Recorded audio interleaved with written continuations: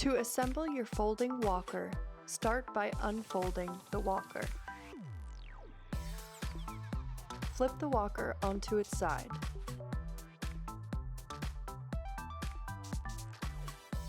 Attach the flat leg to the back side of the walker.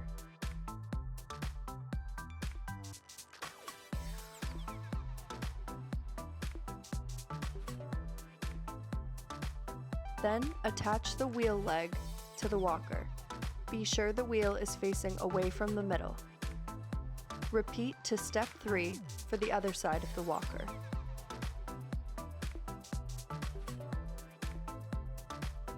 You may adjust the height of the back leg for a comfortable position. Be sure to keep both legs at the same height.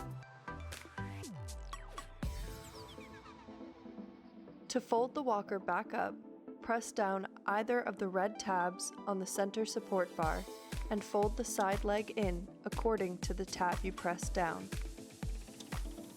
For convenient storage while in use, attach the Vive mobility bag to the walker. Use Vive accessories only to prevent improper fit and risk of fall and/or injury. You have now assembled your folding walker and are ready to go.